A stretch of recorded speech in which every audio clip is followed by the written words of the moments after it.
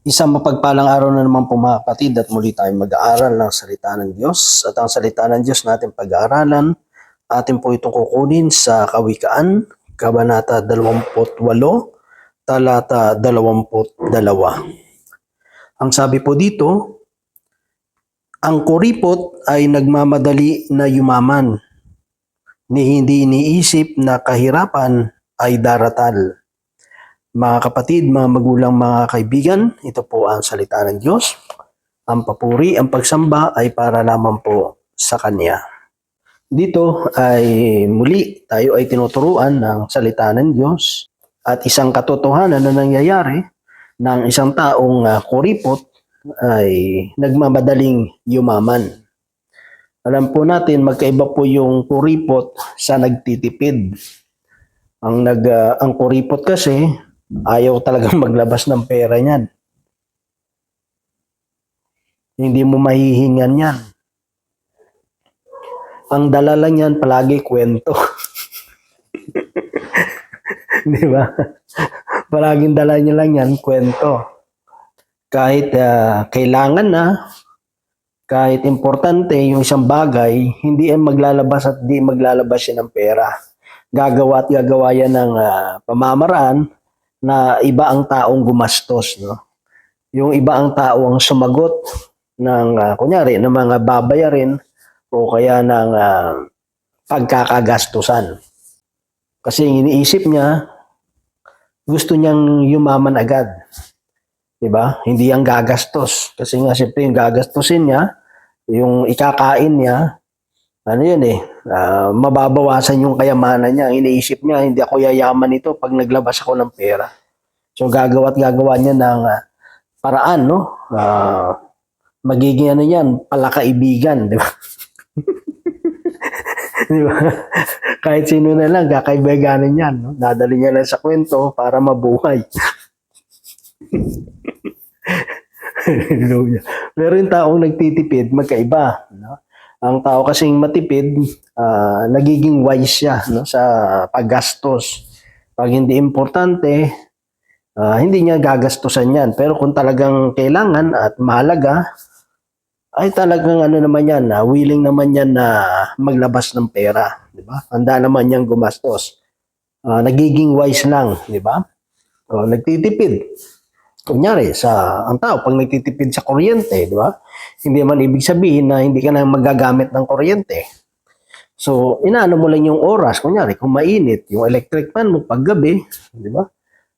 Minimize mo yung oras ng paggamit ng electric fan, ng electricity o kaya ng tubig, di ba? So ibig sabihin, naglalabas ka pa rin pero minimize mo lang, di ba? Para at least kasi gusto mo magtipid. Mostly kasi nga yung budget o kaya masyadong mahal yung mga bilihin, di ba? O kaya medyo short yung financial, kaya ka nagtitipid, di ba? So nagiging matalino ka lang dun sa paggamit, no? Nagiging madiskarte ka rin kung paano mo pagkakasyahin yung financial na meron ka. Pero nag-i-spend ka, no? Hindi ka tulad ng kuripot, kahit yung sarili niya, kahit kailangan niya na, kahit yung sarili niya, no? Talagang titipirin niya, no? Talagang kukuriputin niya pa, pati yung sarili niya. Kahit meron naman siya.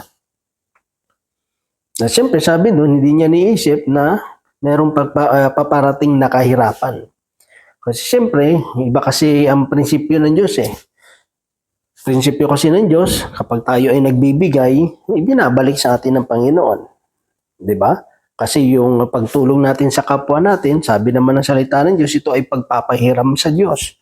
So ibig sabihin, yung mga taong tinulungan natin, hindi man sila makabalik ng ating itinulong, ang Diyos na nakakita ng ating ginawa, siya yung magbabalik sa atin. Diba? Siya yung magpapala sa atin. Lalo kapag tayo ay tumulong na walang hinihinging kapalit. Kasi pag tumulong ka na at may hinihingi kang kapalit, madidefeat yung purpose ng tinatawag na giving. Kaya akala ng tao kapag siya ay kuripot, ay yayaman siya. Hindi niya alam yung mga pagkakataon na na para sana sa kanya nasasayang.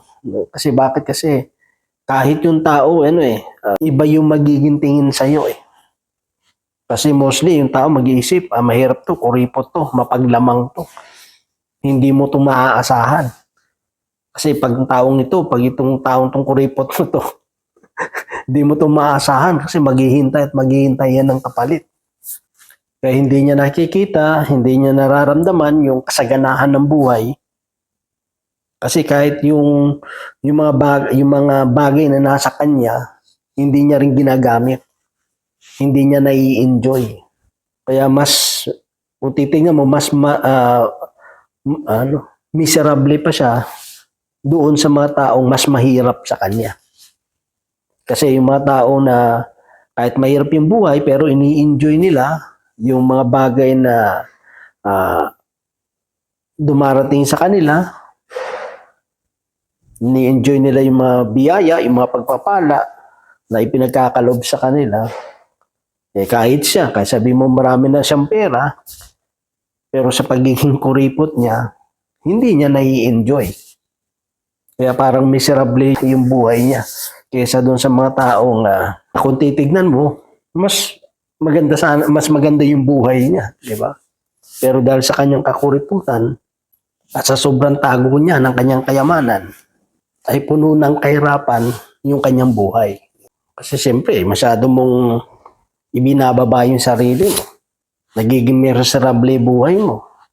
Meron ka naman, bakit hindi mo mailabas yung mga bagay na kailangan mo naman para rin naman sa'yo? Hindi mo na-enjoy yung buhay. Kasi ang sabi, ang mapagkakatiwalaan sa maliit na bagay, mapagkakatiwalaan sa malalaking mga bagay.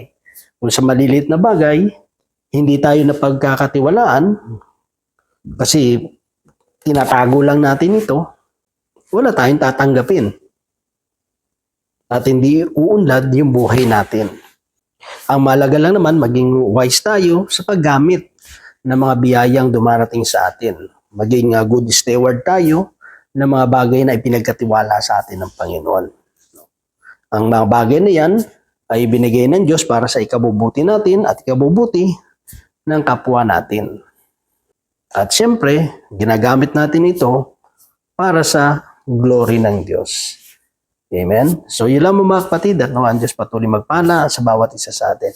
God bless po sa ating lahat.